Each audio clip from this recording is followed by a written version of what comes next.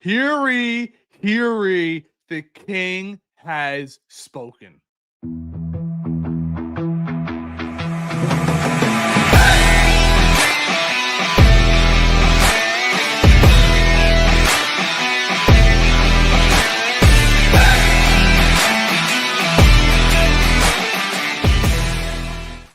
What's going on, Met fans? Welcome back to another episode of MetCast. As always, I am Ray, and if you're enjoying this content, all I ask is that you like and subscribe. Consider becoming a member to get your questions and comments read live on all of our live streams. And I will say this, one thing we stressed right away as the season ended was accountability, and accountability. And something Steve Cohen just came out within the last few minutes as we're trying to bring you the most live and up-to-date Mets content, spews accountability. Let's get into it. We have this over on X from Steve Cohen as of under 15 minutes ago. Mets fans everywhere, I owe you an apology. You did your part by showing up and supporting the team. We didn't do our part. We will do a post-mortem and figure out the obvious and less obvious reasons why this team didn't perform up to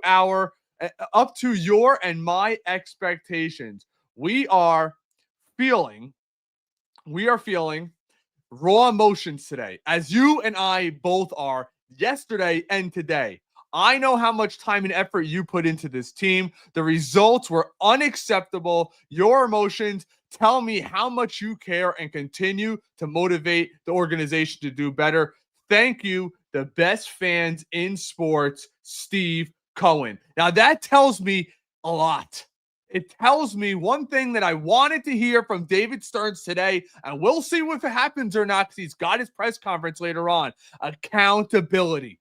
You need to say, I will do better as the president of baseball operations with this New York Mets. Coming into the season, World Series aspirations, signing Juan Soto, retaining Sean Manaea. He went out and brought in Montas. He brought in Canning. He traded away a ton of prospects at the deadline. You got Helsley, Castillo, Rogers, and it all went to hell.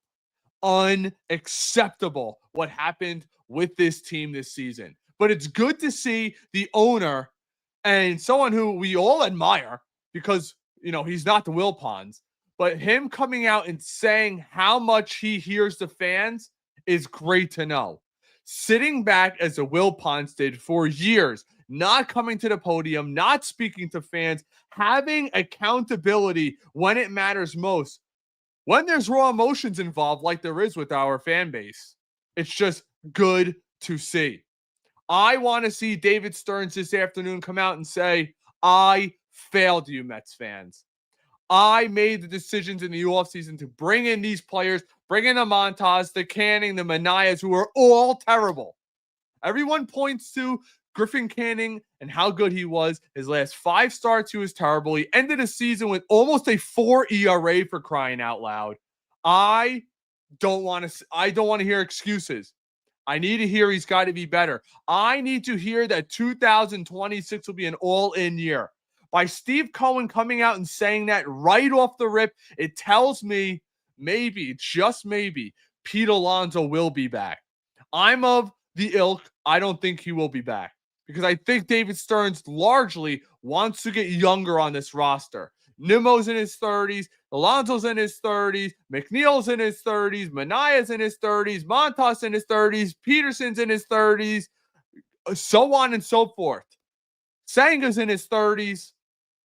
Marte, he's gone. He was in his 30s. Winker, he's gone. You have a lot of money coming off the books. We're going to be giving David Stearns the gift that he's been asking for, an open wallet. That's what I presume is going to happen. Season tickets went up. Parking goes up. The commute's longer. We packed the stadium. Steve Cohen asked us as fans to show out. 3+ million fans show up. They need to be better. We are light years behind the Phillies. Maybe make a bigger and bolder move than Pete Alonso. Pete Alonso plus. Everyone keeps saying we're so worried about Pete Alonso returning. It's got to be Pete Alonso plus. Maybe a big trade for a starting pitcher. Maybe you entertain a Ranger Suarez who I don't want. Maybe you entertain a Dylan Cease, who the Mets checked in on last year. Dare I say a Michael King. We need legit starting pitching here. And I think Steve Cohen knows that. He's seen the reaction. He's a fan at heart, something that we have said for so long. This is not just being ran as a business when it comes to Steve Cohen. He cares. He's got to be embarrassed, the other owners. Looking in Cincinnati and the Reds with $118 million payroll, $119 million payroll compared to his $360 to $380. 3x, and he misses the playoffs. Don't forget, Cohen misses out on revenue too when it comes to that. And by him saying it's unacceptable, we saw the reports from Andy Martino yesterday that Carlos Mendoza is not going anywhere. I need to see accountability. How many times post-game are we going to hear Carlos Mendoza say, this team is too talented to be where we are at? That tells me it's a managerial issue. Chavez got to go. Hefner got to go. Barnes got to go. In my opinion, yes, Carlos Mendoza got to go. But I don't think Mendoza's going anywhere. Where's the accountability going to come from? Cohen's promising us there accountability in his tweets. We need to see it as fans. Where's it coming from? I think Jeff McNeil's as good as gone. Get this clubhouse right. You see the article from Will Salmon of The Athletic talking about how Lindor and Soto's relationships got to come organically. I don't want to hear that. You're playing on the same team. How about we hit with runners in scoring position to start the year? Amongst the worst in all of Major League Baseball. We need an attitude adjustment. We need a change mentally when it comes to this organization, and it starts with David Stearns at the top. You need to bring in some gritty players. Players are going to hold guys accountable. When Juan Soto comes out midseason and says Starling Marte is the captain or the leader of this team, that's because they're friends. I'm good with them being friends. I'm at a point I don't care if they like one another. It comes down to winning and losing. Winning and losing cures all. Something we've said a million times. Mike DeVito, a good friend of ours over on the Jets side, spoke about the Jets in 2009, 2010, how a lot of guys in that team didn't like each other, but it didn't matter. All that mattered was the result on the field. He's the first one to tell you a locker room does not need to be full of choir boys. We need some grit and some heart. And remind you, Stearns traded away some grit and heart when it comes to a guy like Drew Gilbert, who all he is grit and heart. Now, I'm not saying he's going to be a great player. Who knows? I don't think so. The scouts don't think so, but we'll see.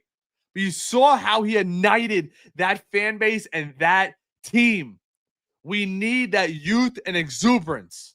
Soto's just not that guy. Could it be a Jet Williams? Could it be a Carson Bench? Could it be a Ryan Clifford? Sure. Maybe it will be. We don't know. But at the end of the day, we need more proven commodities. Brandon Nimmo had a 760 OPS, an average OPS this year in baseball. McNeil, below average OPS. I have this tweet out over on X. We put it out there today. Some of our predictions, and I'll show you guys really quick.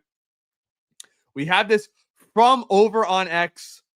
Let me pull it up. Give me a sec, guys. We're live. It's not always easy to do it while we're live. Here we go. From over on X, Jeff McNeil. Jeff McNeil has quietly regressed into a league average or below league average player the past few years. The OPSs don't lie. That is the best telling stat. 750 to 760s league average, 746, 692, 711. Jeff McNeil has not been a league average player in over 3 years. Time to switch things up. That's how I look at that. That's how I look at that.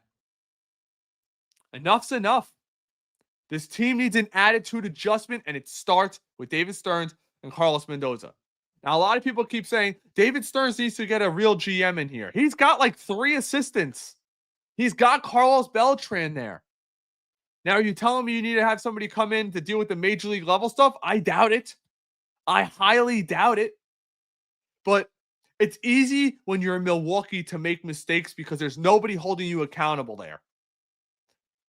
He built that team through the draft, through international free agency, and supplemented it with free agency.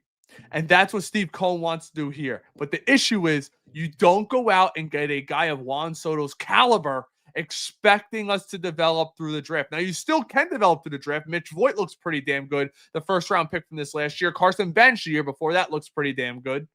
Ilian Pena looks pretty damn good. I will say that. But we're a win now team. 2026 and 27 and 28 need to be all in. How many prime years of Lindor do you have left? Maybe 2? Could you squeak a third year out? Brandon Nimmo's only getting older with 5 years left on his contract. Something that must be addressed.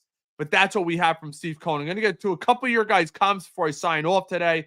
Might do something later on. Keep an eye out. Have those notifications on, as we probably won't go live with the David Stearns press conference, but we'll probably watch it together later tonight, potentially with Dan, to diagnose it, because I'm not scared to rip this team apart when it needs to be ripped. But I'm glad to see we have an owner that has the measurement of this fan base. And with that being said, what's going on, Steve Nelson? Ines Hopewell as well. Bob says he has to say that. Sign Alonso. Don't do another Seaver decision that will regret letting Alonso go. Vientos is not the replacement. I agree. And one thing that scares me, you look at the guys over at MLB Network talking about how nice it would be to see Pete Alonso across town in a Yankee uniform. How scary is that thought? Get those notifications on for Metcast. I didn't know Steve said anything until I saw your video notification. Thanks, Ray. Of course, Klub. Appreciate the support as always, bro. Dolo, what's going on? Hope you're doing well. After Cohen's statement, talk is cheap. Let's see how he has. I agree. But you know what? Cohen has put his money where his mouth is. We can't forget last offseason with Juan Soto. You just can't. Just can't. Stan says 99% of the moves Stearns made were a disaster. Why trust him going forward? Because you have no choice. You have to say, you know what? Everybody's entitled to a boo-boo, and hopefully this is his. David, Mets need to play Pete. I assume you say pay the polar bear. Go to Miami and have a sit down with the pitcher Alcantara. That kid is an ace. Well, you got to trade for him first. On the rise, changing the pitching coach. Give Mendoza another year. I think Mendoza should be gone. How many times do we need to see Mendoza put Ryan Stanek in a 2-run game and blow the game? Or Ryan Helsley, for that sake. Ryan Helsley, that trade could have single-handedly sank our season, how many games he blew. The official, hey, man, I saw the problem at the trade deadline. There were chunks in the armor. I always have way too much to say. Mendoza needs to go and has no instinct on how to run a pitching staff. I agree, and that also is a shot at Jeremy Hefner as well, in my opinion. We'll get to one or two more before we sign off for the day. Yeah, I know, Bob, the pinky toe. But Lindor still had a great season. Can't say he didn't. Dolo, put Carlos Beltran as the bench coach. See a lot of people saying that. I don't know. You're paying Mendoza to have a significant impact on this team from the bench, and if he's not, he must go. But that's all I got for you guys right now. If you missed the quote from Steve Cohen, cycle back to the beginning of the video. Make sure those notifications are on, as Klub says, so you never miss an upload. Well, I'll try to keep you up to date as much as possible this offseason. Like and subscribe. Consider becoming a member. Let's go, Mets. God bless.